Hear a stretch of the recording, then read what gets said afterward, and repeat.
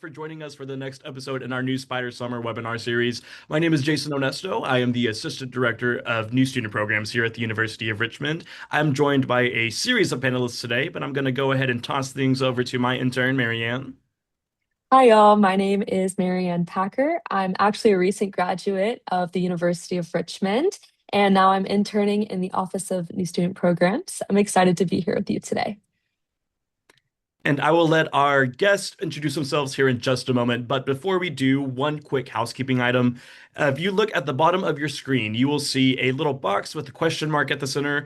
That is our Q&A function that we will utilize to submit any questions that you may have to our panelists as the presentation is going on, but also at the end of our time together, where we have some designated Q&A time. If you don't mind using that function to submit any questions you may have, it helps us to field those questions a little bit better and a little bit easier, and it allows us to get you the answers that you're looking for. Without further ado, I'm going to go ahead and toss things over to our guests, starting with Dean Quinones. Hi. Hi, good evening, everyone. Thanks for being here. First thing I want to say is congratulations. Congratulations on being admitted.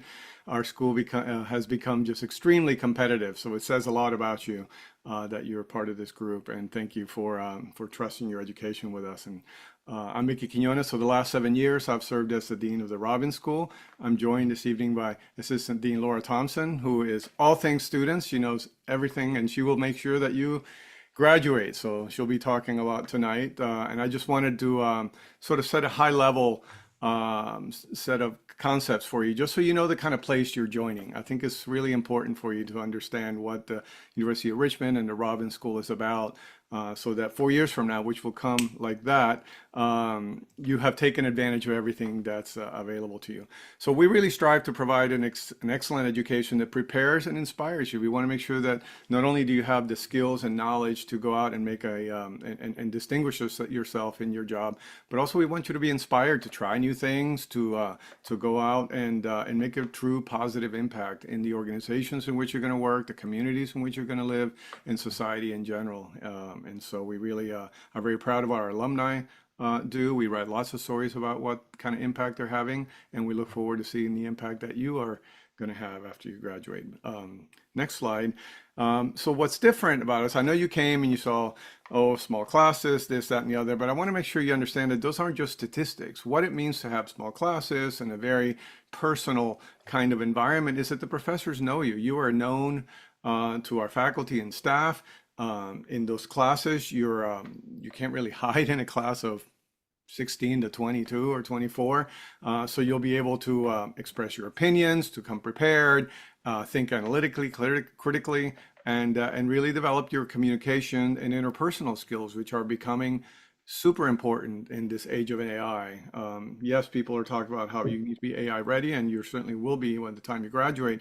But the interpersonal skills are really going to be the critical differentiators. And because I would say we're structurally set up for you to come out with excellent interpersonal skills, because we have such small classes and we have such a personal touch. So we have the Liberal Arts Foundation, which also develops those critical thinking skills, historical knowledge, societal knowledge, all of the things that really will separate and let you understand the context under which all of these changes that are happening in society are going on, and it puts you in a better place to know how to lead in those changes.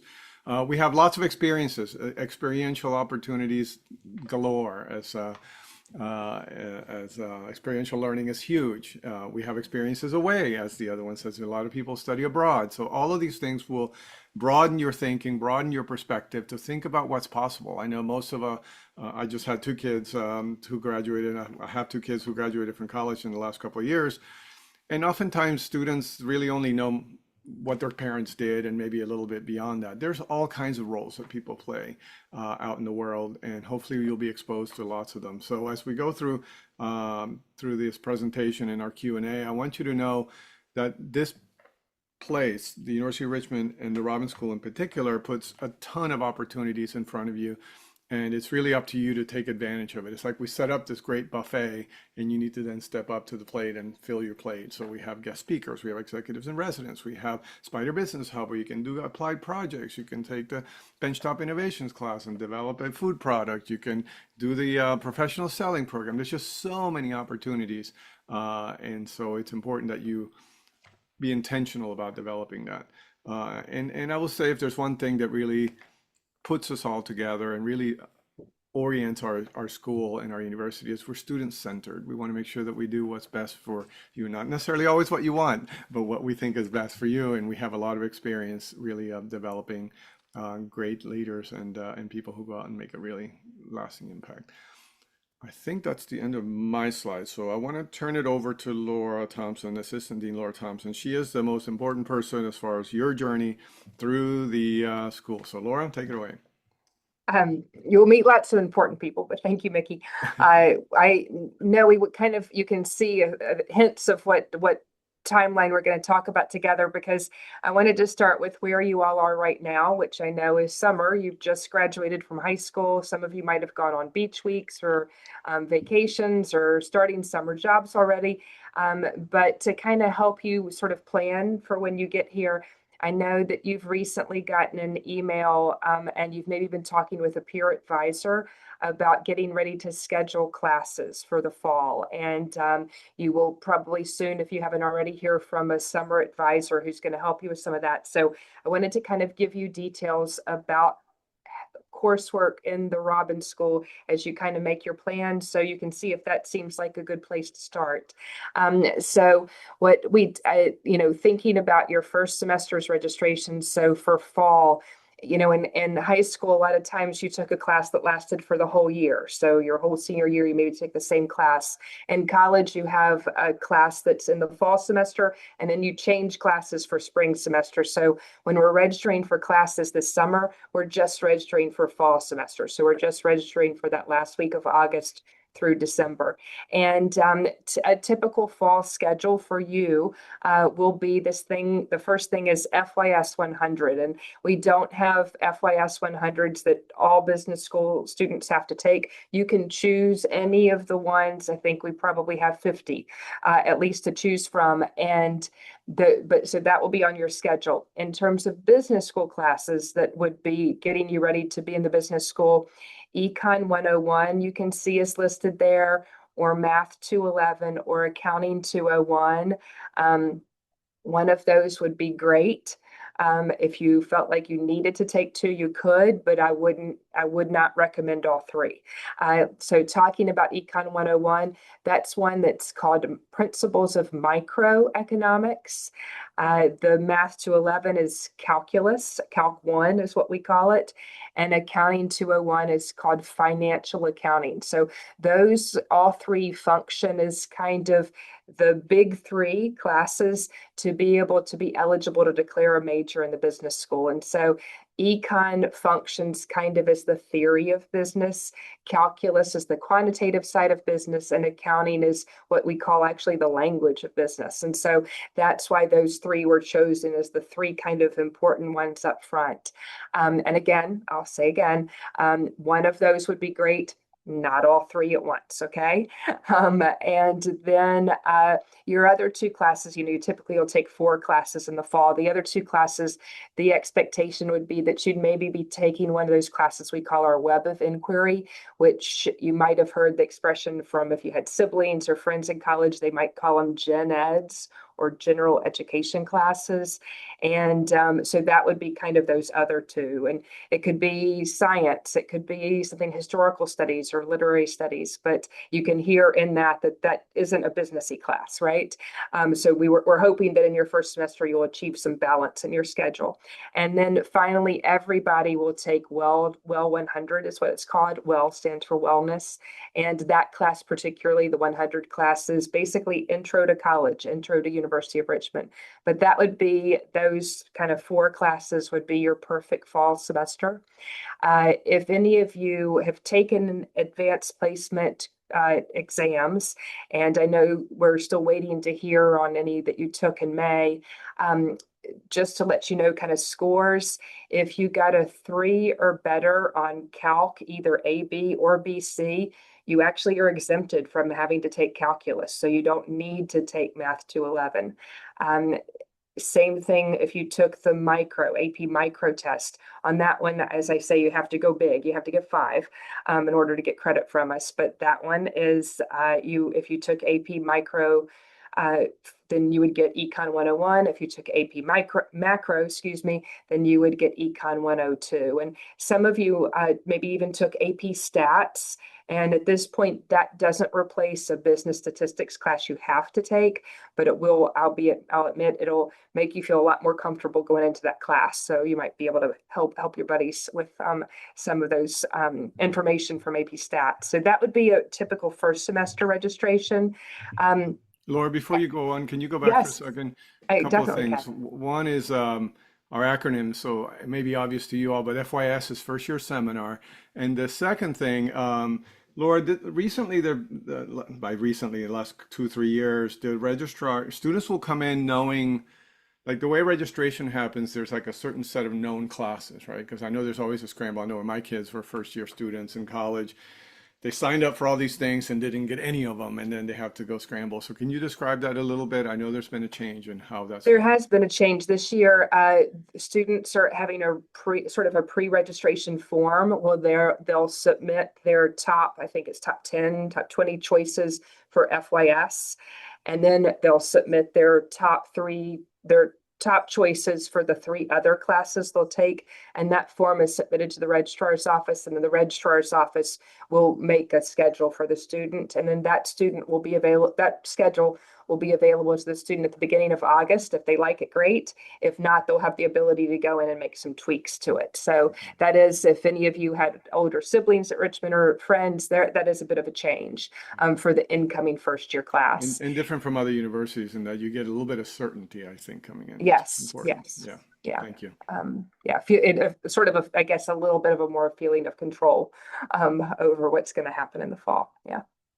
Um, Thank you for, yes, FYS stands for first year seminar. Right. Uh, yeah. So then I think I was actually, Mickey, if you wanted to talk about that Sunday before classes start when we do the open house, I wondered if you'd talk a little bit about that, because that's sort of something that happens in between summer and classes starting. Yeah, absolutely. And I certainly encourage you to do this. So a couple of years ago, so Econ 101, large number of incoming students take that class. And it's oftentimes one of your first classes in college. So the instructors for that class had an open house in our building. So that Sunday evening usually starts when around 6. I think the way we Right. planned it to fit in between programming, and I think we did it 3 to 5, Okay. maybe the way it fit between other programming for So, orientation. so there'll be people there, there'll be other students, upperclassmen who will be able to show you where your classroom is. You'll be able to meet your professors so that when you step into your classroom for the first time, you've already met your professor. You might have met some of your classmates. You know how to get to the room because our building is a bit confusing. It's been added on to 3 different times. So anyway, so as you'll see, there's some parts that connect, some don't connect. So you have to It's kind right of, behind you in the picture. oh, right. Yes. Right. The pieces of it, Yes. yeah. The And then I old was part, going the to new say, part. you've Yeah. got the building behind you, and I've got a sample of my office, so you can kind of out the door right there see the hallway. Exactly. So Yeah. So I you'll highly encourage you to go to that. And we've had big turnouts for that. And people really have said that that has helped a lot in yeah. kind of taking a lot of the stress out of the first day of classes. Yeah, thank you for talking Yeah. about Thanks, that. Laura. Yeah. So the this, I think, other than classes, when you think, okay, in the fall, what can I do to get involved? I wanted to share, our list of all of the Robbins School of Business clubs and organizations that we have, so that you can get an idea of what you can get involved in. So, if you're thinking, oh, maybe I want to do an accounting major, you can join the Accounting Society. Whereas if you're thinking, oh, I like marketing, you can join the American Marketing Association. If you're not sure and you think they both sound interesting, join them both. And so I think this is this sort of, the picture here is of one of the club fairs we had, but I think that's exciting to appreciate that not only are these a good way for you to meet other students, meet upperclassmen, but it's also nice things that can go on your newly started resume after high school to talk about kind of some things that you do that match to what you're about to study. So there's that. That also, all of this information is also on our website. So if you're going out to peek on our website, you can read about it there. And then, it's funny. So at that point, you've gotten here, you've gotten in classes, you've joined some things, and then right after fall break, we have fall break in the middle of October, and right after fall break, you're going to meet with your academic advisor to already talk about classes for the spring semester. So usually that's like late October, early November. You're registering for classes for the spring, which of course starts in January when you get back from winter break. So talking about kind of what would happen second semester, just to sort of forecast a little bit. If you took Econ 101 in the fall, then you might take Econ 102 in the spring. Um, if you got calculus out of the way, then you might then move into business statistics. If not, you might take calculus. So there's a group of classes we kind of call the foundational classes, and that's where those classes are kind of where your business school classes exist for this whole first year, the whole first year. Meanwhile, if you notice there, it says 2 liberal arts, just kind of like it did in the fall. So again, we're still hoping you achieve balance and don't try to load up your entire schedule with business school classes.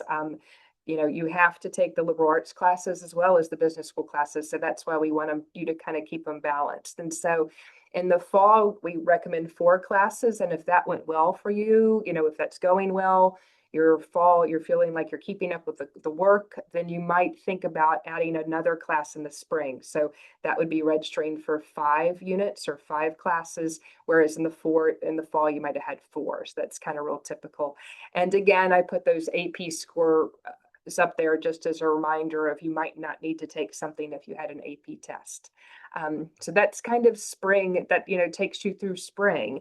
And I think your goal then is, as you've gotten used in the spring to being a college student. So then that's where we'll start to talk with you about some things like recruiters that are coming on campus and meeting with career services and starting to build your resume and some of those things that turn a business school into also what a business school is, which is kind of a professional school, helping you get into that mindset.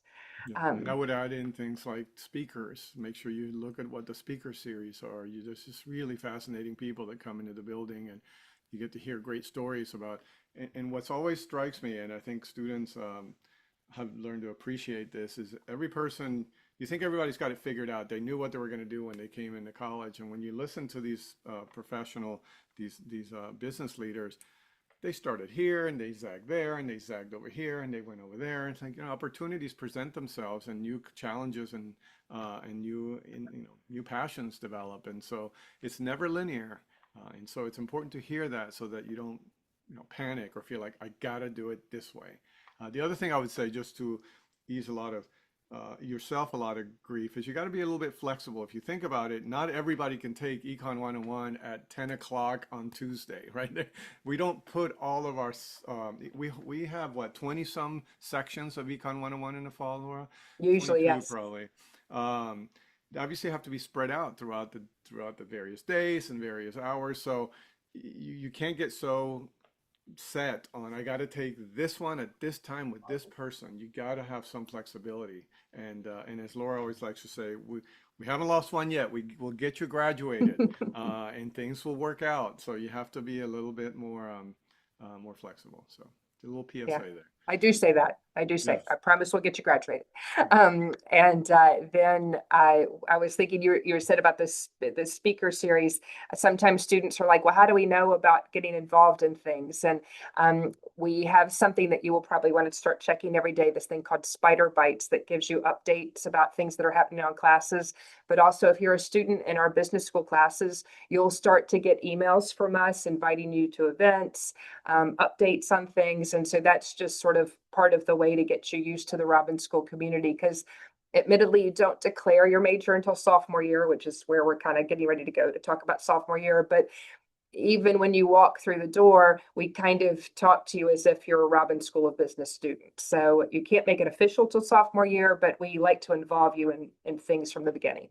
And just to put a finer point on that, as you may have friends in other schools, and the typical way in which people become business majors are sort of 3 main ways. One is direct admit schools, where you apply to a university, to the business school, and you either get in or don't. There are schools in which you come in as a general education or arts and sciences like here. But the difference is that you then have to apply to the business school, and there's a limited number of slots, and you're essentially competing with other people for those. What we do here is you come in through arts and sciences, everybody comes in the same, and then it's a declaration process. You have some prereqs that you have to take, and you have to maintain a certain GPA. But it's up to you. If you achieve those things, then you declare the business major. So that's a very different process and I guess that's what we're moving to. But that's really, really important to understand that that's different than some other universities. Yeah. It's to your benefit. What this slide that you kind of see right now is what Mickey was hinting at, that when you declare in your sophomore year, and if you're a major in the business school, you're declaring not only what you're going to major in, but what your degree is. And the degree we offer is that Bachelor of Science of Business Administration. Some schools might call it a Bachelor of Business Administration, a BBA. We call it a BSBA because you do have enough quantitative information in it to have it get that Bachelor of Science designation. And if you notice the things, kind of things maybe you've already heard both of us talk about, that in order to declare, you have to finish the first econ class, the calculus and the accounting.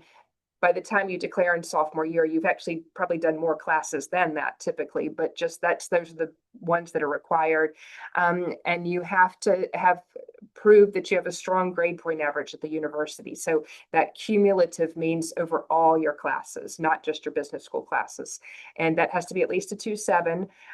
One thing that's maybe different from high school is that we don't weight classes. An A is a 4.0, that's the highest it goes. A minus is a 3.7.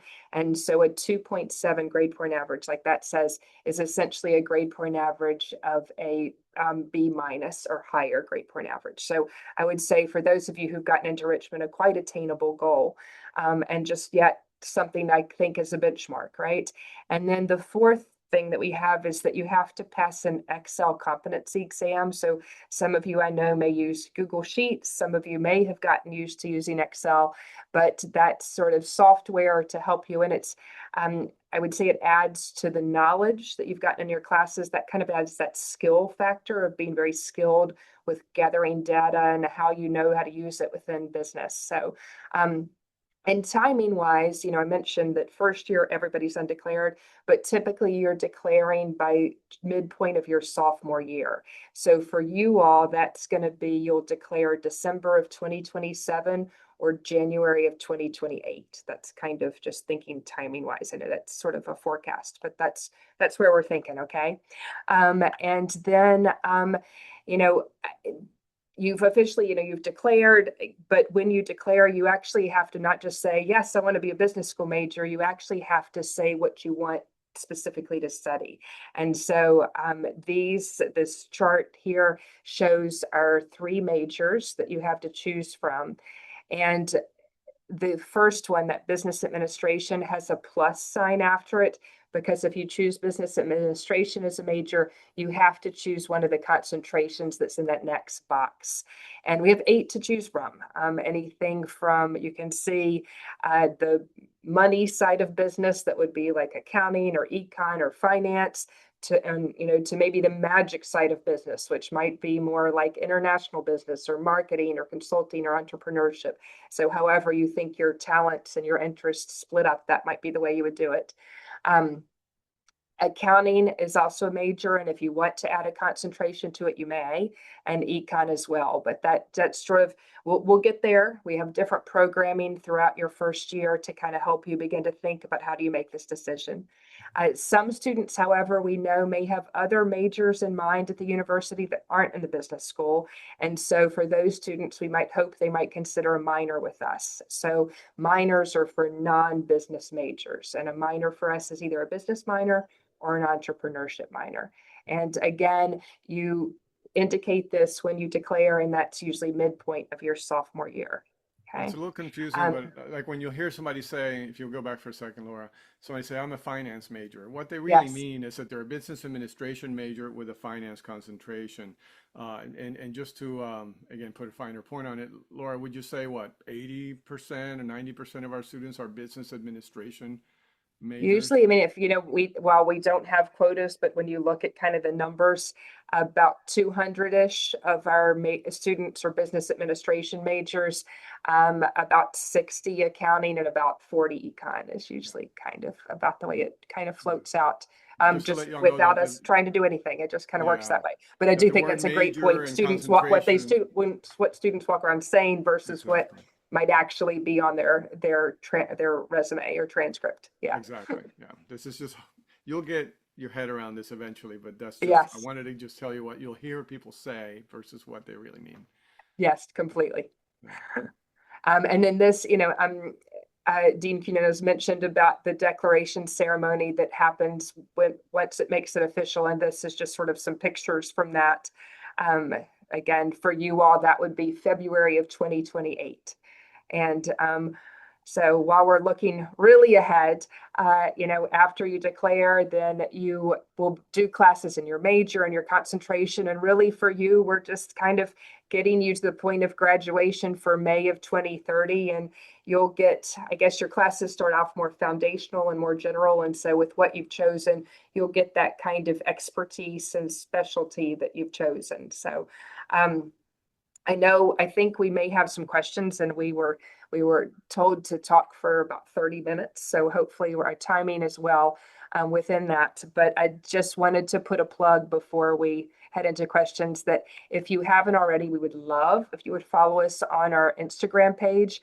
Mickey and I were just talking about what students call things. I think yesterday's post was like what we say, but what it really means. And so it kind of talked about some slang in the business school that I thought was fun. So our Instagram is at you Robbins Business. If you want to follow that, we'd love it.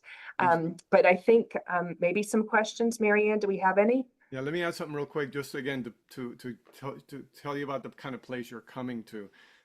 So our social media channels are actually run by students as Oh part of the yeah. class.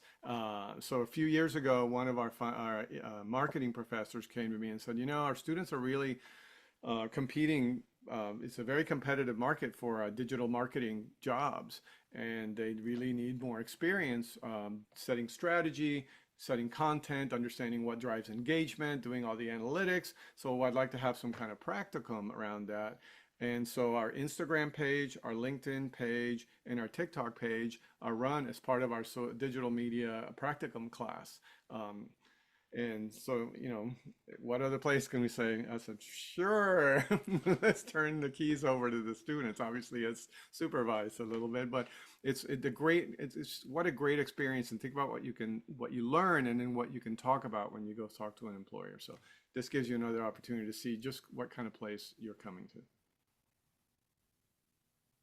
All right, there's a question about minors. What's the requirements for a minor? How do you get to the minor, Laura? Sorry. Can you tell me that one again? So it says, can you discuss requirements for a minor? Same introductory classes or different Yes. paths the Oh, yeah, freshman yeah, year? great question. So the two minors actually have two different requirements. So the business administration minor is the probably most robust minor on at the university, and by robust I mean biggest. It is 10 classes, and so those 10 classes are very much similar to what you would do as a major, except you don't have a concentration. So you're still going to have to do those accounting classes and the econ classes and one finance, one marketing, that kind of thing. And yes, you still have to take the Excel exam and you still have to have the GPA to get in. So I would say that's a pretty hefty minor. Okay. Then we have the entrepreneurship minor, which we chose for our students who might have the ideas that they want to take an innovative, kind of more creative approach to business. And so that minor is actually 6 classes, and it doesn't have a requirement of a GPA, and it doesn't have you don't have to take the Excel exam. You do, however, still have to take the first econ class and the first accounting class. And so that's kind of to ground you in business theory. And then after that, your classes lean more creative, like principles of marketing, introduction to entrepreneurship, managing innovation. And then this class, the New kind of venture grand creation. finale class, is called New Venture Creation, where you are either working with a startup or starting your own business. And so I would say the business administration minor tends to lean more that quantitative side of business, and then the entrepreneur, the more creative side of business. And if we had to So be honest, it is so hefty that you might as well become a major. But the entrepreneurship minor is really the one that functions as your friends in other schools might typically think of as a minor, with 4 to 6 classes, 7 classes. Wouldn't you say, Laura? Okay, is there anything students have to do prior to arriving at Richmond in order to get involved in some extracurriculars you mentioned? Nope. I would say that we have a fair.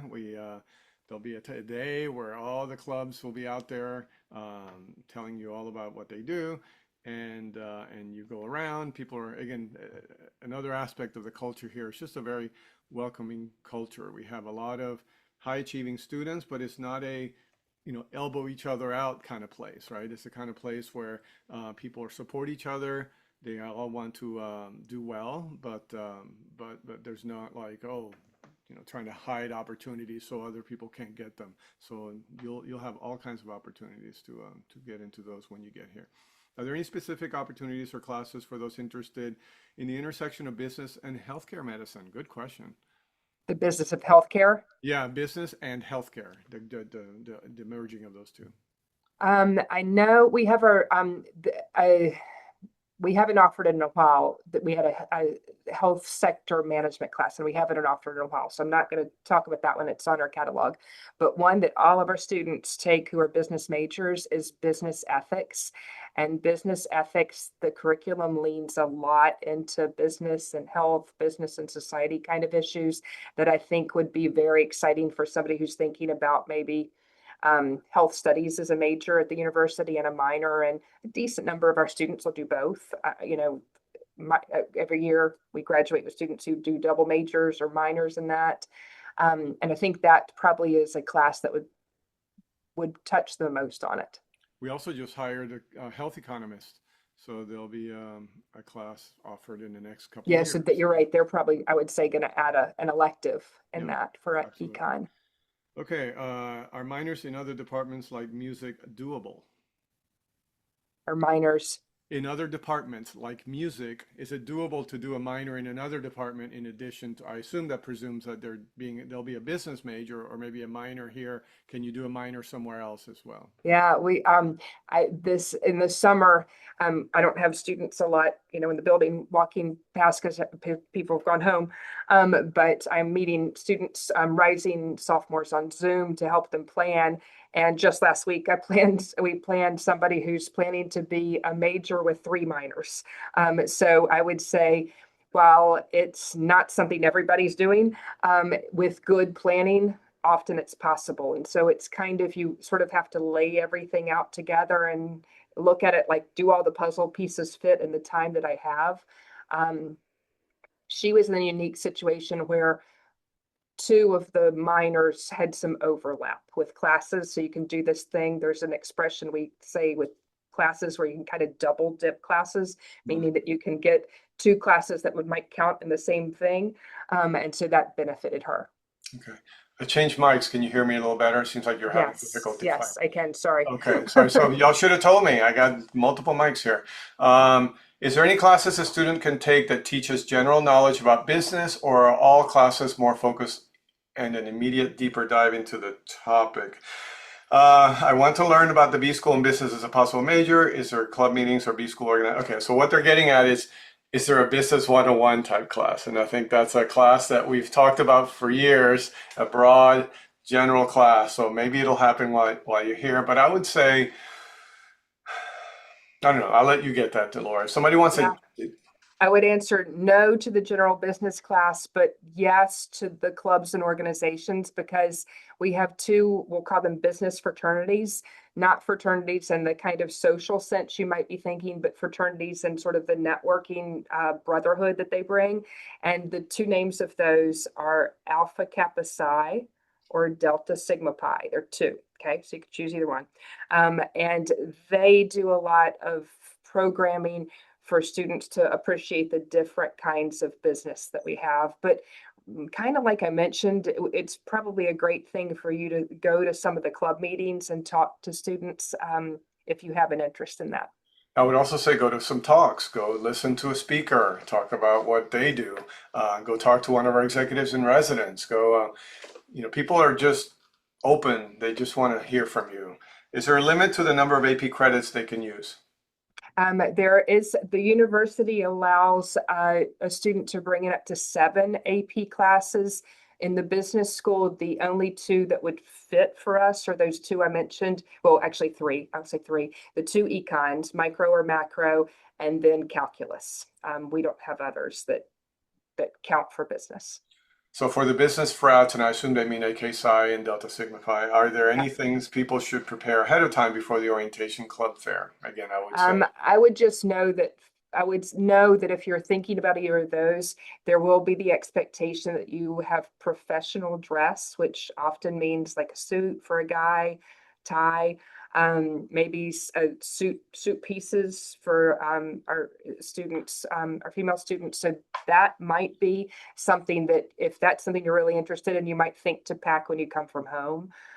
We also have a career opportunity fund for students where if you qualify based on some of your financial aid, you may actually qualify for some assistance from the university to help you purchase some of those professional pieces for your wardrobe. So that could be something if you're thinking like, oh gosh, that's not really in my budget yet.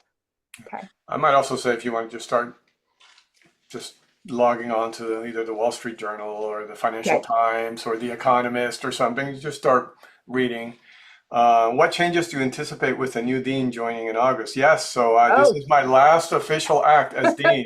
I end tonight at midnight. So, um, so I'll just say, maybe Laura will say, our school is in great shape.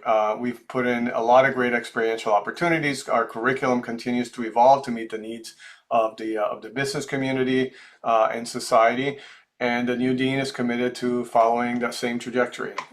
So I don't think that there's any abrupt change that's going to happen. I think it's going to be continue to adapt, continue to stay nimble, and but focus on the foundational. I mean, we do talk to a lot of alums, and there are a lot of durable skills that you need to know: how to communicate well, how to think clearly, how to be creative, how to be curious.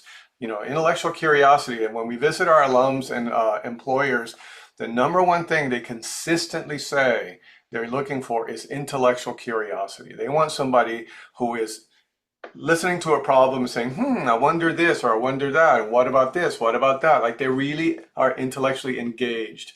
And that's what college is. Just as I think I would say that obviously Stacy, the new dean, will have some new things she might want to bring to the table. She comes from the information systems world. So I'm a management professor. She comes from the information systems and the impact of technology in society. So there'll be some emphasis there perhaps, but the curriculum is run by the faculty. It's a collaborative process. No one person can come and change everything. I think it takes it takes the community that really has an eye on the different parts of the of different functional areas and different knowledge areas. So, Laura, I don't know if you want to add anything to that. I was glad to listen to yours. And not to be flip, but I say, I don't know, I wonder the same thing to the question, like, I wonder what's going to change. I think that through the search process, we were as a school, we were very communicative that we like our culture and that we believe in our culture and we like that people feel valued here. And so I would hope that doesn't change.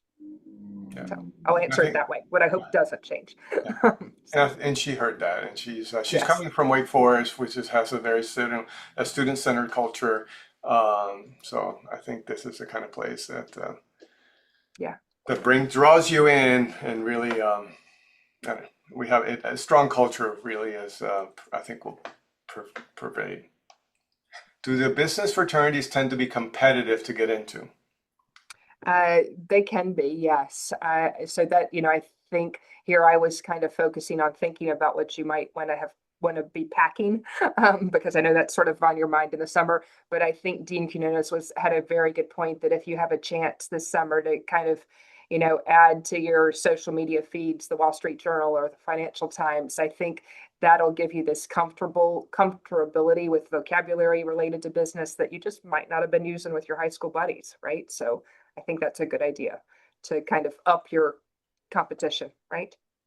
Yeah, and those are aimed at developing your professional skills, right? So, um, how do you how do you network? How do you do cold calling? How do you work on your resume? Work on, um, there's if you're in finance or in consulting, there's like a whole set of questions that you get asked, and so kind of working on those. Anyway, so yes. Do you have a sense, Laura, of what I don't know if acceptance rate is the right term, but I know that they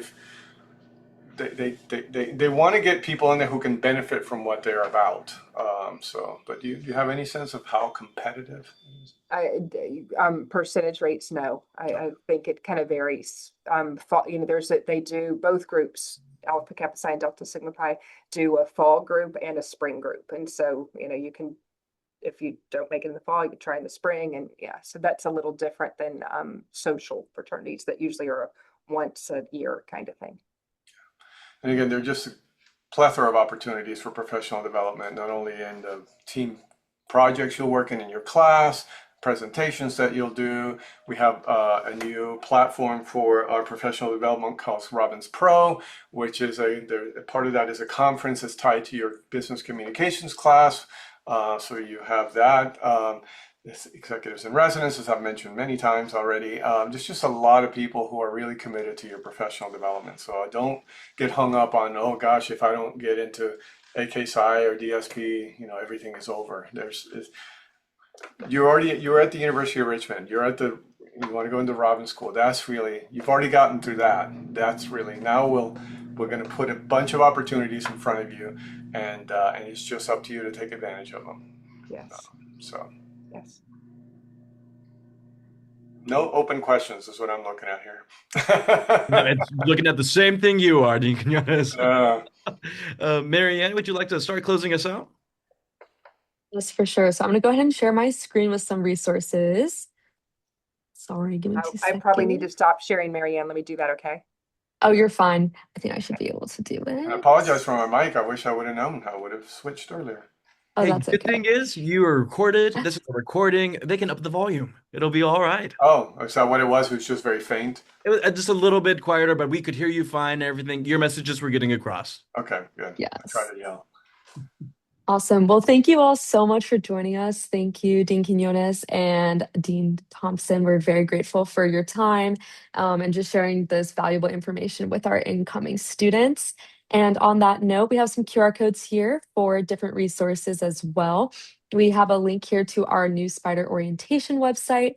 So our orientation schedule has been posted. New students, you can go ahead and see what to expect during orientation this August. I also have a link here to our YouTube channel. As Jason just said, we post all of our webinars on that channel. So you can go ahead and review some of this information or look through some of our other webinars. And then I also have a link here to the rest of our new Spider Summer series if you'd like to register for any of our other webinars. And finally, I have a link to our Instagram. And if you follow us on Instagram, we'll be posting updates throughout the summer for different deadlines as it relates to pre-registration, self-registration, and orientation. So definitely give us a follow and we can keep you up to date there. Again, thank you all so much for joining us today. Any last remarks before we end off? Enjoy your summer. I think that's really, really important. Don't get too stressed. It'll all come when you get here. So really enjoy your summer. Relax, rest, spend time with your family. I know your parents are very excited for you, but they're going to miss you. So, spend time with your parents. And I would That's say this is a place that it's asking for help is a sign of strength. So if you have questions, there's always going to be somebody that can help you. All right. Awesome. Thank you all so much. I hope everyone has a great rest of the day. Bye. Bye. Bye.